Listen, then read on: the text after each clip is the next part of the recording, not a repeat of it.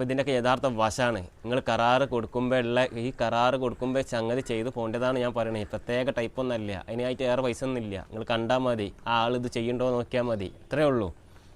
അപ്പം പടവിനെ കുറിച്ച് നമ്മൾ പറയുകയാണെങ്കിൽ ഇതൊക്കെ നമ്മുടെ നാട്ടിലിപ്പോൾ തോന്നിയ പോലെ ആയി മാറിയാണ്.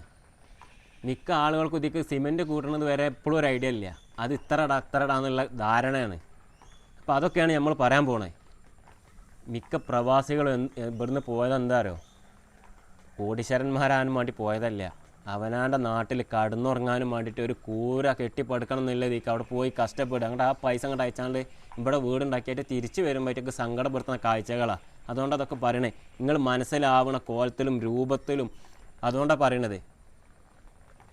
അപ്പം ഈ വീഡിയോ നിങ്ങൾ ഫുള്ള് കാണുക.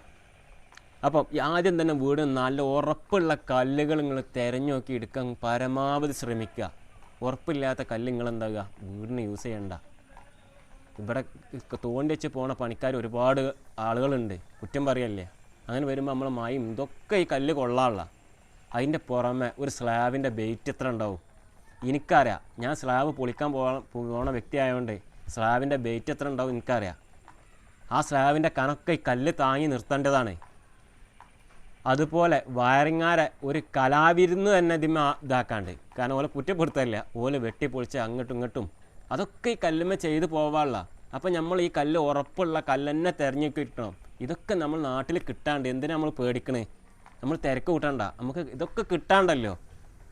നമ്മൾ നാട്ടിൽ ഇതൊക്കെ ഉണ്ട്. പക്ഷെ ഇതൊക്കെ ഉണ്ടായിട്ട് നമ്മൾ എന്താ പറയുക, നിസാര നമ്മൾ കണ്ടാലും മുണ്ടാതെ പറയാതെ പോണ ആളുകളതിന്. നമ്മളെ പൈസയാണ് പോകണമെന്നൊന്നും വില ഉണ്ടായല്ല, നമുക്ക് കടന്നുറങ്ങാനല്ല, വീടാണെന്ന് ചിന്തിക്കാനല്ല.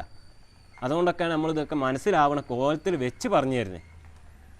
അല്ലാതെ ഇപ്പം ഞാൻ ഇങ്ങനെ പറയുന്നതുകൊണ്ട് എനിക്ക് കുറേ ആളുകൾ പിന്നെ കൂടി ഉണ്ടാവും, എനിക്ക് ഇതിൽ നിന്ന് എത്തേക്ക് കിട്ടുമോ, നിങ്ങൾക്ക് നല്ലോണം അറിയാം എനിക്ക് ഇന്ന എത്ര ആൾ സപ്പോർട്ട് ചെയ്യുമെന്ന്.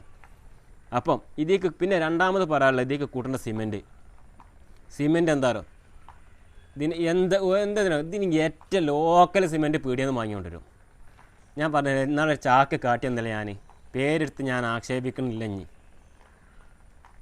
കാട്ടി തന്നിണല്ലോ. ഈ സിമെൻറ്റ് ഉണ്ടാവും ഈ പടവിന്, എന്താണെന്ന് അറിയില്ല. പൊന്നാര ചങ്ങായിമാരെ, കൊറോണൻ്റെ കാലത്ത് നിങ്ങൾ മനസ്സിലാക്കണം, ഓരോ കമ്പനികൾ ഉയർന്നു വന്നത് കൊറോണ തുടങ്ങിയ ടൈമിന്. ഞങ്ങളൊക്കെ അന്നൊക്കെ എ സി സിന് ഫുള്ള് വാർപ്പിനും കാര്യങ്ങൾക്കും. അന്ന് ഈ സിമെൻറ്റിന് എന്തായി, കൊറോണയുടെ ടൈമിന് എ സി സി അതുപോലെ അൾട്രാടെക്കിനൊക്കെ നല്ല വില കൂടി. ഇതന്നെ ആയി, ഓലെ കമ്പനി ഫേമസ് ആയല്ലോ. പോൽക്ക് ഇതാക്കല്ല, ആ ടൈമിനാണ് ഇതൊക്കെ പൊന്തി വന്നത്. അതിന് ശേഷം ആളുകളെ എല്ലാ വീട്ടിലും എല്ലായിടത്തും ഇതായി മാറി. അതാണ് സംഭവം. ഇന്ന് നമ്മൾ പറയട്ടെ, ഇന്ന് മാർക്കറ്റിൽ സിമെൻറ്റും കാര്യങ്ങൾക്കൊന്നും വല്ല വില അല്ല. ഈ സിമെൻറ്റിനൊക്കെ വെച്ച് നോക്കുമ്പോൾ 10-15 ഉറുപ്പിൻ്റെ മാറ്റമുണ്ട്. നമ്മളിപ്പോൾ ഒരു 1200 സ്ക്വയർ ഫീറ്റിൻ്റെ വീടിന് നമ്മൾ സിമെൻറ്റ്, അതായത് ലിൻഡൽ വർക്ക് വരെ നമ്മൾ കമ്പയർ ചെയ്യുകയാണെങ്കിൽ ആകെ 10-16 ചാക്ക് സിമെൻറ്റ് വരും. ഈ 16 ചാക്ക് നിങ്ങൾ മറ്റേ ലക്കട സിമെൻറ്റായിട്ട് താരതമ്യം ചെയ്യുമ്പോൾ എത്ര മാറ്റമില്ല നിങ്ങൾക്ക്, എത്ര മാറ്റമുള്ള ഒരു ചാക്ക് സിമെൻറ്റിൻ്റെ വില മാറ്റം ഉണ്ടാവും, അത്രയേ ഉള്ളൂ. അതിന് ഞങ്ങൾ ഈ ലോക്കൽ സിമെൻറ്റും കൊണ്ടുവന്ന് പഠിക്കണേ. എന്നിട്ട് അതിക്ക് 30, 40, 32, 35 ചട്ടി മണലും ഇടും. എത്ര പിന്നെ എനിക്ക് സ്ട്രോങ് ഉണ്ടാകുക? നിങ്ങൾ ചിന്തിക്കുക, എത്ര സ്ട്രോങ് ഉണ്ടാവുന്നേ. നമ്മൾ സിമെൻറ്റിന് എന്തെങ്കിലും പരാതി പറഞ്ഞ് കമ്പനീനെ ഡയറക്റ്റായിട്ട് മുട്ടുമ്പോൾ ഓലെന്താ പറയാറ്, ഒരു ചാക്കിൽ 4 ചട്ടിച്ചേ കണക്ക് കൂട്ടാൻ പറ്റുള്ളൂ. ഒരു ചട്ടിയിൽ 4 ചട്ടിയിൽ, അതും ചില ആളുകൾ ചട്ടിയൊക്കെ കണ്ടിട്ടുണ്ടെങ്കിൽ റിമ്മിൻ്റെ വലിപ്പം ഉണ്ടാവും. അങ്ങനെയല്ല, ഒരു ആവറേജ് ചട്ടിയിൽ 4 ചട്ടി സിമെൻറ്റ് ഒരു ചാക്കിലുള്ളൂ, 5 ചട്ടി ഇല്ല. ഈ 5 ചട്ടിയുള്ള ധാരണയിലാണ് ഈ മണൽ ഇങ്ങനെ ഇട്ട് പോണത്. അപ്പം ഇതിന് സ്ട്രോങ് വേണമെങ്കിൽ നിങ്ങൾ മിനിമം ഒരു 6-7 അതിൻ്റെ അപ്പുറത്തേക്ക് മണൽ കൂട്ടരുത്. അങ്ങനെ നോക്കിയിട്ട് നിങ്ങൾ ഒരു ചാക്ക് 4 ചട്ടിക്ക് എത്ര പേരുണ്ട് അത് ഇട്ടാൽ മതി. നിങ്ങൾ അതിലേറെ കുറച്ചാണ് കൂട്ടണമെന്ന് വെച്ചെങ്കിൽ അത് ഇട്ടാൽ മതി.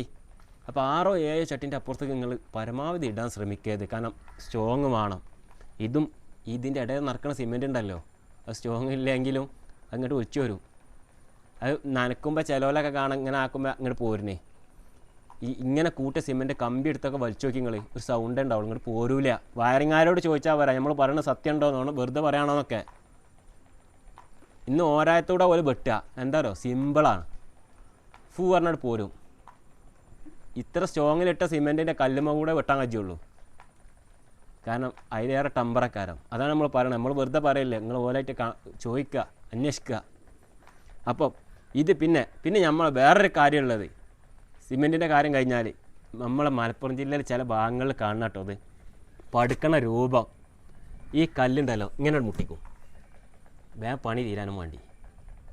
എന്നിട്ട് ഇങ്ങനെ പോവും. ഇതിനെന്താ പ്രശ്നം പറയോ? ഇങ്ങനെ പടുത്ത് കഴിഞ്ഞാൽ മിക്ക വീടുകളിലും ഹെയർ ഹോളിൻ്റെ ഭാഗങ്ങൾ ഇങ്ങനെ പൊട്ടിയിട്ടുണ്ടാവും, ചുമരുകൾ ഇങ്ങനെ പൊട്ടിയിട്ടുണ്ടാവും. ആദ്യം തന്നെ ഹെയർ ഹോളിൻ്റെ ഭാഗം പൊട്ടി തുടങ്ങുക, ഹെയർ ഇങ്ങനെ കുത്തനെ. അതെന്താറോ, ഇതിൻ്റെ ഉള്ളിൽ ഹോൾസക്കാരോ, ഇതിൻ്റെ ഉള്ളിൽ കിടന്ന ഹെയർ നമ്മൾ തേച്ച് കഴിഞ്ഞാൽ അങ്ങോട്ട് പോകില്ല. എവിടെയും ക്യാപ്പ് ഉണ്ടോ നോക്കും, ഹെയർ ഹോളിൻ്റെ ഭാഗത്ത് എന്താവും, ക്യാപ്പ് ഉണ്ടാവും. അപ്പോൾ അവിടെ പൊട്ടും. പിന്നെ കുറച്ച് കാലം കഴിഞ്ഞതിനനുസരിച്ച് ഇങ്ങനെ എല്ലായിടത്തും പൊട്ടി കയറും. ഇങ്ങനെ വെച്ച പെര മൊത്തം നാശമായി ഉണ്ടാവും. നമ്മൾ വെറുതെ പറയല്ല, നിങ്ങൾ ചെക്ക് ചെയ്യുക, നിങ്ങൾ പെര ചെക്ക് ചെയ്യുക. പറഞ്ഞാൽ എന്താ അർത്ഥം ഉണ്ടോയെന്ന്. എപ്പോഴും പടുക്കുമ്പോൾ ഇത് നമ്മൾ ചില ഏരിയക്ക് കാണണം കേട്ടോ. എന്താ പറയുക, പണി വേഗം നീങ്ങും. അതുപോലെ സിമെൻറ്റ് ലാഭം, ഇതിൻ്റെ ഇടയിൽ കിടക്കുന്ന സിമെൻറ്റ് ലാഭമായി കിട്ടും.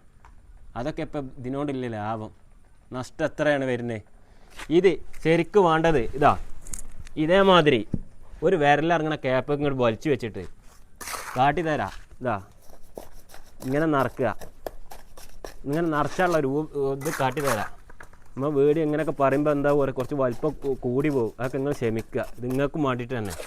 ഞാൻ ഏതായാലും വീടൊക്കെ എടുത്ത് കഴിഞ്ഞു. പക്ഷേ നമ്മളെ കണ്ണിൻ്റെ നേരെ കണ്ടാൽ നമുക്ക് പരാതെക്കാൻ വെച്ച.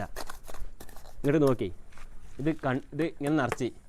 ഇനി എന്താ ഈ കല്ല് ഞാൻ പൊളിക്കാൻ പോണ വ്യക്തി, അതുകൊണ്ടാണ് ഞാൻ പറയണേ, മറ്റേ കല്ല് എനിക്ക് തോണ്ടി അങ്ങോട്ട് കിട്ടും.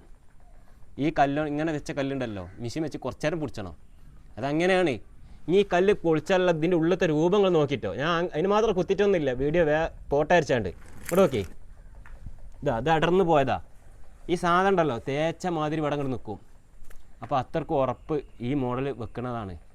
ഇത് വെക്കുന്നുണ്ട്, ചില ഭാഗങ്ങളിലൊക്കെ വെക്കുന്നുണ്ട്, ചില ഭാഗങ്ങളിലെ മിക്ക ആളുകളും വെക്കുന്നുണ്ട്. പക്ഷെ ഒരുപാട് ആളുകൾ ഇപ്പോഴും വെക്കാതെ ഇത് ലാഭം നോക്കി വേഗം പണി തീർക്കാനും വേണ്ടി നടക്കുന്നുണ്ട്. അപ്പോൾ പരമാവധി നിങ്ങളെന്താകുക, വൃത്തിയിൽ ചെയ്യുക. നമ്മൾ എടുക്കണ പണി കൊണ്ട് നമ്മളെന്താകുക, കുറച്ച് ഉത്തരവാദിത്തം നമ്മൾ ഏറ്റുക.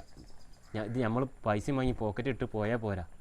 എല്ലാവർക്കും ഇതെന്താകാരോ ഒരു ഉപകാരം ഉണ്ടാകട്ടെ എന്നുള്ള നിലക്ക് മാത്രമായിട്ട് ഇതൊക്കെ ചെയ്യണത്. ആരും വിരോധത്തിലാക്കാനോ അല്ലെങ്കിൽ ഇന്നോട് ദേഷ്യം ഉണ്ടാക്കാനോ അല്ല. ഇതൊക്കെ നിങ്ങൾ കൊടുത്ത കരാറിൽ പെട്ടതാണെന്ന്. ഇങ്ങനെയാണ് കരാറ്, മറ്റേക്കൊന്നും ഇല്ല. ഞാൻ പറഞ്ഞ മാതിരി സിമെൻറ്റ് കുറച്ച് കൂട്ടണമെന്നില്ല. ഒരു വീട് തന്നെ പൊളിഞ്ഞേട്ട രൂപത്തിലല്ല നമ്മൾ കരാറ് കൊടുക്കണേ, നല്ലതില്ല. അപ്പോൾ പിന്നെ അടുത്ത ഇതിൽ പറഞ്ഞത് എന്താരോ, നമ്മൾ 1000 സ്ക്വയർ ഫീറ്റ് വെച്ച് നോക്കുകയാണെങ്കിൽ കരാറ് കൊടുത്താൽ എന്തൊക്കെ ചെയ്യേണ്ടതെന്ന്. അപ്പോൾ വീഡിയോ ഒരുപാടായെന്ന് തോന്നുന്നുണ്ട്. ഇപ്പോൾ ഇതോട് മതിയാക്കുക. മറ്റേ ഇൻഷാ അള്ളാ നമുക്ക് നാളെ കാട്ടിത്തരാം. ഇനിയും ഇതിൽ പറയാൻ ഒരുപാടുണ്ട്. അപ്പോൾ ഒക്കെ പാടെ പറഞ്ഞ് തീരുമ്പോഴത്തിന് ഇത് സിനിമൻ്റെ മാതിരി ആയി പോകും. ഒക്കെ പോട്ടെ, ചില വീട്ടുകാർക്ക് നമ്മൾ സിമെൻറ്റ് കൂട്ടൽ കാണുമ്പോൾ എന്താകുമോ, ഇത് സ്ട്രോങ് ഇല്ലയെന്ന് തോന്നും. അപ്പോൾ ഓല് പണിക്കാരോട് പറയും കുറച്ചുകൂടി സിമെൻറ്റ് ഇട്ട് കൂട്ടിയാളിന്ന്. അപ്പോൾ പണിക്കാർ തിരിച്ചൊരു മറുപടി പറയണ്ടേ, എന്താരോ, ഇത് സ്ട്രോങ് ആക്കി കഴിഞ്ഞാൽ ഞങ്ങളെ കജ്ജും കാലും പൊള്ളും, ചട്ടം കൊണ്ട് ഇത് കിട്ടൂല. എന്തൊക്കെ കാരണം? നിങ്ങളൊരു കാര്യം ആലോചിക്കണം. ഇതിലേറെ സ്ട്രോങ് കൂട്ടിയിട്ടാണ് തേപ്പാർ തേക്കണത്, അതും കല്ലുമ്മല തന്നെയാണ്. അപ്പം അത്ര സ്ട്രോങ്ങിൽ ഇതായാലും നിങ്ങൾ കൂട്ടണില്ല.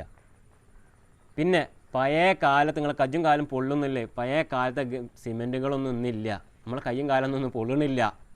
അതിന് ഉദാഹരണം ഞാൻ പറഞ്ഞുതരാം. ഞാൻ പണി സ്ഥലത്തേക്ക് ഇത് ഈ ചാക്ക് നിറച്ച് ഷൂ ആണ്. ഇനി ഞങ്ങൾക്ക് അല്ലറ ചില്ലറ കോൺക്രീറ്റ് ഉണ്ട്. ഞാൻ അത് ചാക്കിൽ അങ്ങോട്ട് കൊണ്ടുപോകുക വണ്ടി കൊണ്ടുപോകാൻ ആർക്കും വേണ്ടാത്ത കാരണം എന്താ, അതൊന്നും ആവശ്യമില്ല. ഇന്ന് കജ്ജും കാലും പൊള്ളണ സിമെൻറ്റുകളൊന്നും ഇല്ല, അങ്ങനെ പറയാം. അപ്പോൾ അത്രയേ ഉള്ളൂ. അതിന് ബേജാറായി നിങ്ങൾ പിന്നെ സ്ട്രോങ് കുറക്കൊന്നും വേണ്ട. ഗ്ലൗസും കാര്യങ്ങളൊക്കെ ഉണ്ടല്ലോ, ഒക്കെ ഉണ്ട്. ഇനിയിപ്പോൾ ഗ്ലൗസ് ഇട്ടില്ലെങ്കിൽ നിങ്ങൾ ഒരു പേടിയും പേടിച്ചണ്ട. അപ്പോൾ ആ കാലത്തിൽ നിങ്ങൾ ഒരു ഇതും വേണ്ട.